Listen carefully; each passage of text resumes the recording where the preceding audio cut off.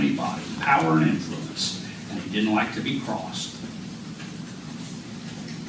He didn't have the guts to stand up in the light of day and say, I don't agree with you, I think you're wrong.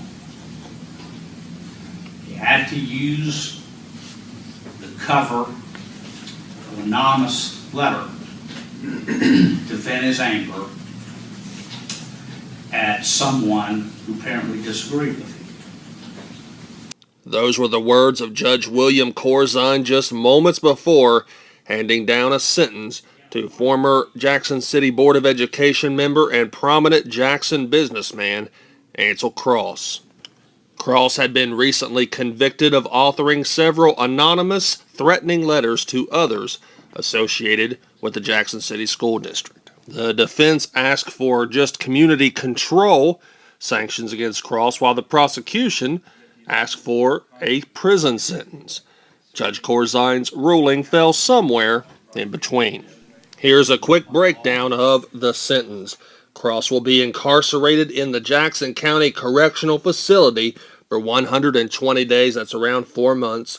Cross will also have to pay a $10,000 fine. Upon his release from jail, he will perform 400 hours of community service, but none of those can involve the Jackson City schools. He also needs to pay the cost of his incarceration and supervision, court costs, and the cost of his psychological evaluation.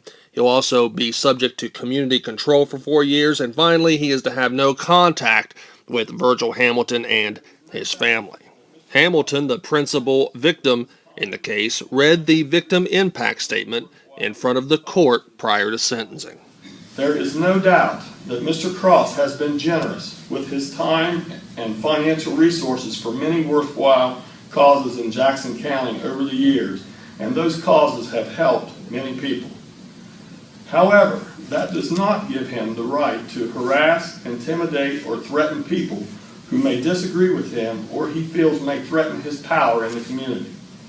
He wants to be the benevolent dictator of Jackson County, and those who do not worship him and his wife will be punished. And until this case, it has been that way in this community for several years.